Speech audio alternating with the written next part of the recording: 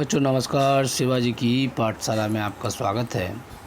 बच्चों आज मैं कक्षा 8 की विज्ञान की इकाई 5 सूक्ष्म जीवों का सामान्य परिचय एवं वर्गीकरण इकाई की शुरुआत करने जा रहा हूं। देखिए बच्चों, इस चैप्टर को पढ़ने के बाद आप क्या क्या समझ पाएंगे। सूक्ष्म जीवों का सामान्य परिचय यानी सूक्ष्म जीवों के बारे में आप जान पाएंगे। सूक्ष्म जीवों की उपस्थिति कहाँ कहाँ होती है, उनकी विशेषताएं क्या होती हैं वो आप समझ पाएंगे। उपयोगी सूक्ष्म जीव होते हैं कुछ हमारे लिए, कुछ हानिकारक सूक्ष्म जीव होते हैं, उनके प्रभाव और उनसे हम किस प्रकार से बच सकते हैं ये हम जान पाएंगे। सूक्ष्म जीवों से होने वाली बीमारियां, कारण और संक्रमण के कारण यानी संक्रमण के तरीके, हमें किस प्रकार से संक्रमण हो जाता है, और बचाव, टीकाकरण और एड्स, ये सब तमाम चीज़ों के बारे में हम लोग इस चैप्टर में पढ़ेंगे। ये चैप्टर बहुत ही इंटरेस्टिंग है, सूक्ष्म जीवों से जुड़ा हुआ है बच्चों। और हमारे आसपास में तमाम सूक्ष्म जीव होते हैं जो हमें अपनी आँखों से दिखाई नहीं देते। देखिए जैसे कि इसके नाम से ही पता लग रहा है, सूक्ष्म मतलब बहुत ही छोटा, और जीव है ही है, इसके अंदर जान होती है, इसके अंदर सारी जैविक क्रियाएँ होती हैं, इसलिए इसको जीव कहा जा रहा है। तो सूक्ष्म जो होते हैं ऐसे जीव जिनको हम सूक्ष्म जीव ऐसे जीव जिनको हम नग्न आँखों से नहीं देख सकते, यानी कि अपनी खुली आँखों से हम नहीं देख पाते हैं। इसके लिए हमें एक यंत्र की आवश्यकता पड़ती है जिसको हम बोलते हैं सूक्ष्मदर्शी यंत्र बच्चों।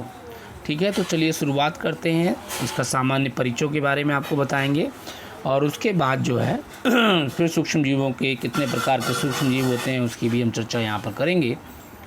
तो जैसा कि आपकी बुक में दिया है, सूक्ष्म जीवों का सामान्य परिचय। हमारे आसपास अनेक प्रकार के पौधे एवं जीव जंतु पाए जाते हैं जिनसे हम परिचित हैं, परंतु अनेक जीव ऐसे भी हैं जिन्हें हम देख नहीं सकते। देखिए आगे बात, हम देख नहीं सकते, बहुत सारे जीव जंतु ऐसे हैं। ये जीव आकार में अत्यंत छोटे होते हैं बच्चों, इन्हें सूक्ष्मदर्शी की सहायता से देखा जा सकता है। देखिए जो यंत्र है, जिस यंत्र की सहायता से हम इसको देख सकते हैं, उसे सूक्ष्मदर्शी यंत्र की सहायता से हम लोग देख सकते हैं। ठीक है, तो अगला देखिए यहाँ पर, उदाहरण के लिए आपने देखा होगा कि वर्षा ऋतु में जैसे कोई जब नम ब्रेड हो जाती है, कोई ब्रेड है जिस पे मान लीजिए हल्का से नमी होती है, या रोटी है, वो क्या होती है, वो सड़ने लगती है, तब इसकी सतह पर काले सफ़ेद धब्बे दिखाई देने लगते हैं। यानी इन धब्बों को हम आवर्धक लेंस से देखने पर क्या होता है, काले रंग के गोल सूक्ष्म संरचनाएँ दिखाई देती हैं। यानी कि जब ब्रेड हो उसको आप छोड़ दीजिए कुछ समय के लिए, या आपके घर में जो आप रोटी खाते हैं उसको छोड़ दीजिए, तो नम स्थान पे छोड़ देंगे तो कुछ समय बाद क्या होगा, उसके ऊपर काले काले धब्बे आ जाएंगे। और ये काले धब्बे जो होते हैं उनको हम लेंस की सहायता से देख सकते हैं, आवर्धक लेंस की सहायता से। तो ये जो आपको धब्बे दिख रहे हैं, क्या ये सूक्ष्म संरचनाएँ होती हैं, सूक्ष्म जीव होते हैं। क्या आप जानते हैं ये संरचनाएँ क्या होती हैं, इनकी क्या विशेषताएँ होती हैं? इस अध्याय में हम इन्हीं की जीवों के बारे में विस्तृत जानकारी करेंगे। लेकिन देखिए उस ब्रेड के ऊपर, उस रोटी के ऊपर कहाँ से आया वो काले काले धब्बे, कहाँ से आए, वो संरचनाएं कहाँ से आईं? ये सूक्ष्म जीव हैं जो कि हमारे वातावरण में, हमारी वायु के अंदर उपस्थित होते हैं, और जो उनको जब अनुकूल परिस्थितियाँ मिल जाती हैं तो वो उसके अंदर क्या करते हैं, वृद्धि करने लगते हैं, ग्रो करने लगते हैं बच्चों। तो चलिए अब आ जाते हैं हम लोग सूक्ष्म जीव के बारे में। थोड़ा हमने पढ़ा, यहाँ पे एक क्रियाकलाप दिया गया, उस क्रियाकलाप के माध्यम से हम थोड़ा सा जानेंगे। देखिए क्रियाकलाप बहुत ही आसान है। कह रहा है रोटी और ब्रेड के टुकड़े को लेकर उसके ऊपर पानी छिड़ककर नम कीजिए। यानी रोटी और ब्रेड का टुकड़ा लेना है और उस पर हल्का सा पानी छिड़क देना है। फिर क्या करना है, इन टुकड़ों को किसी डब्बे में बंद करके 4 से 5 दिनों के लिए रख दीजिए। डब्बा लेना है, उसमें रख देना है। ठीक है, कोई भी डब्बे में रख दीजिए। ध्यान रखें डब्बे को बार बार खोलना नहीं है। देखिए बार बार खोलना नहीं है, उसको एक बार बंद करके रख देना है। कितने दिनों के लिए रखना है, 4 से 5 दिनों के लिए रखना है। उसके बाद 4 से 5 दिनों के बाद टुकड़े पर उग आई रचनाओं का हैंड लेंस की सहायता से अवलोकन कीजिए और अपने अनुभवों की चर्चा कक्षा में कीजिए। देखिए बच्चों, आप जो है रोटी और ब्रेड के टुकड़ों को फिर देखेंगे आप 4 से 5 दिनों के बाद, तो उसके ऊपर क्या दिखाई देगा आपको, उपयुक्त क्रियाकलाप में आपको हैंड लेंस से देखने पर कुछ हरे स्लेटी रंग की धागे नुमा संरचना, देखिए एक तो हरे रंग की और स्लेटी रंग की धागे की तरह जो है संरचनाएं क्या होंगी, दिखाई देंगी। ठीक है, यह सूक्ष्म जीव हैं, यही सूक्ष्म जीव हैं। इसे केवल आंखों से नहीं देखा जा सकता है, इन्हें देखने के लिए सूक्ष्मदर्शी यंत्र की आवश्यकता पड़ती है। सूक्ष्म जीवों के बारे में यह धारणा बनी है कि ये केवल बीमारियां ही फैलाते हैं, परंतु यह बात पूरी तरह से सही नहीं है बच्चों, क्योंकि सूक्ष्मजीव हमारे लिए बहुत ही उपयोगी भी होते हैं और कुछ सूक्ष्मजीव ऐसे होते हैं जो हमारे लिए हानिकारक भी होते हैं, क्योंकि हमारे शरीर में कई तरह के सूक्ष्मजीव पाए जाते हैं जो बहुत ही उपयोगी और बहुत ही लाभदायक हैं, जिसके बगैर हम लोग जी भी नहीं सकते। तो ठीक है, तो यहाँ पर देखिए आप सूक्ष्मजीव जो हैं बच्चों,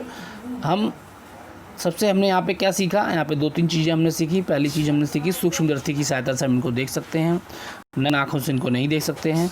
अब यहाँ पे देखिए एक चित्र बना हुआ है, उस चित्र को आप बड़ी आसानी से देखिए। विभिन्न प्रकार के सूक्ष्मजीव उसमें दे रखे हैं बच्चों। कौन कौन से सूक्ष्मजीव दे रखे हैं? देखिए कवक दे रखे हैं, ये कवक होते हैं।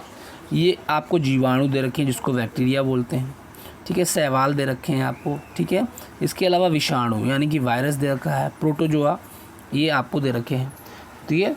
तो ये तमाम प्रकार के आपके कितने प्रकार के हो गए? 1 2 3 4 5 यानी 5 प्रकार के आपके सूक्ष्मजीव आपको यहाँ पे दिख रहे हैं, ठीक है। यही वर्गीकरण हम आगे पढ़ेंगे और फिर इनसे क्या हानियाँ होती हैं और क्या लाभ होते हैं ये भी हम आगे चलकर इसके बारे में विस्तृत चर्चा और करेंगे और विस्तृत जानकारी आपको देंगे इसके बारे में, ठीक है। अब सूक्ष्मजीव पाए कहाँ जाते हैं? सवाल ये उठता है हमारे मन में कि ये पाए कहाँ जाते हैं, इनकी उपस्थिति कहाँ पर होती है? तो सूक्ष्मजीव सर्वव्यापी हैं बच्चों, ये हर जगह पाए जाते हैं। सर्व का मतलब हर जगह, जहाँ भी आप देखें वहाँ पे मिलेंगे। कहाँ पे? हवा, पानी, मिट्टी, पौधे, जंतुओं के शरीर के अंदर और बाहर सभी जगह ये पाए जाते हैं। कहने का मतलब एक लाइन में यदि हम एक शब्द में इसकी बात करें तो सूक्ष्मजीव सभी जगह पाए जाते हैं, जहाँ हम नहीं देख सकते वहाँ भी, जहाँ देख सकते हैं वहाँ भी, ठीक है।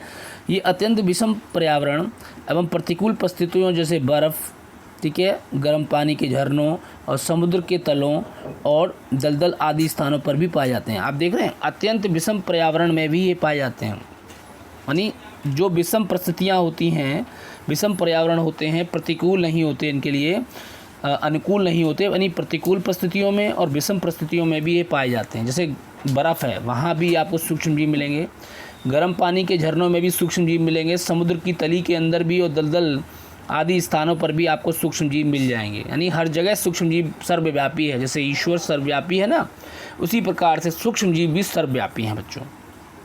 अनेक सूक्ष्मजीव सड़े गले पदार्थों में मृतोपजीवी के रूप में रहते हैं। जैसे आपने देखा बहुत सारे सड़े गले पदार्थ हम लोग फेंक देते हैं यहाँ वहाँ, और कुछ समय के बाद उसके ऊपर बहुत सारी संरचनाएँ उभर कर निकल आती हैं, कहीं हरे, कहीं सफ़ेद, कहीं काले, इस तरह की संरचनाएँ बन जाती हैं।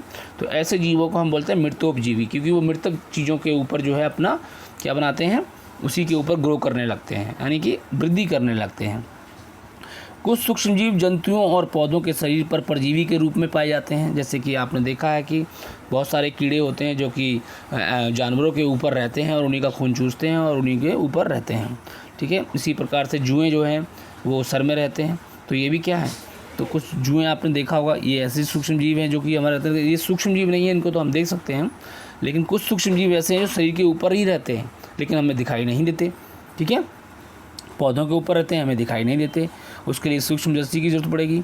जैसे एंट अमीबा हिस्टोलिटिका है, मनुष्य की आंत में परजीवी होता है तथा पेचिस नामक रोग उत्पन्न करता है। देखिए अब बात कर रहे हैं हम परजीवी की। परजीवी क्या है? देखिए यहाँ पे एक परजीवी का नाम लिखा हुआ है, एंट अमीबा हिस्टोलिटिका। अब ये एंट अमीबा हिस्टोलिटिका जो है ये कहाँ पर रहता है? मनुष्य की आंत में रहता है, और ये मनुष्य की आंत में जब पहुँच जाता है तो ये क्या करता है? पेचिस नामक बीमारी पैदा कर देता है, ठीक है। और इसी प्रकार नींबू के पौधे पर भी एक रोग हो जाता है। अब देखिए पेचिस नाम की बीमारी, ये भी आपको हम विस्तृत चर्चा करेंगे अलग अलग प्रकार के रोगों की, लेकिन यहाँ पे थोड़ा सा हमने आपको बताया पेचिस बीमारी किससे होती है? एंट अमीबा हिस्टोलिटिका से होती है। ये कहाँ पे हो जाती है? ये आंत की बीमारी है, यानी आंतों में प्रॉब्लम हो जाती है, और यहाँ पर जो है मनुष्य की आंतों में ये जब पहुँच जाता है तो पेचिस नाम का रोग उत्पन्न कर देता है। इसी प्रकार पौधों के अंदर भी रोग होते हैं। जैसे कि पौधों के अंदर कौन सा रोग होता है? जैसे कि यहाँ पर देखिए नींबू के पौधे पर जेंथोमोनास साइट्री नामक जीवाणु कैंकर नामक रोग उत्पन्न करता है। तो हम पौधों के अंदर होने वाले रोगों के बारे में भी चर्चा आगे विस्तृत करेंगे, चर्चा करेंगे बच्चों आपसे। तो नींबू के पौधों में एक जीवाणु के द्वारा, कौन सा जीवाणु? जेंथोमोनास साइट्री नामक का जीवाणु है। ये कौन सा रोग करता है? कैंसर नहीं करता है बच्चों, कैंकर रोग करता है। यानी कैंकर नामक रोग किसके अंदर हो गया? कैंकर नामक रोग नींबू के पौधे में हो गया, और नींबू के पौधे में ये रोग को करने वाला जीवाणु कौन सा है? ज़ैंथोमोनास साइट्री नामक जीवाणु है। तो पूछा जा सकता है कि बताइए नींबू में कैंकर नामक रोग कौन से जीवाणु के द्वारा होता है? तो आप बोलेंगे ज़ैंथोमोनास साइट्री नामक जीवाणु के द्वारा होता है। मनुष्य के अंदर पेचिश रोग किसके कारण हो जाता है? तो एंट अमीबा हिस्टोलेटिका के कारण हो जाता है और ये आंतों का रोग है। ठीक है, तो आज के लिए बच्चों इतना ही बहुत है। ठीक है, इसको समझिएगा, देखिएगा आगे नेक्स्ट क्लास में सूक्ष्म जीवों का वर्गीकरण मैं आपको करवा दूंगा। सूक्ष्म जीव सामान्यतः 5 समूह में बांटा गया है, जो कि मैंने चित्र आपको दिखा दिए हैं। जीवाणु, विषाणु, प्रोटोजोआ, कवक और शैवाल के बारे में आपको विस्तृत चर्चा इसके बारे में की जाएगी। ठीक है, आज के लिए इतना बहुत है बच्चों। थैंक यू वेरी मच बच्चों फॉर वॉचिंग दिस वीडियो।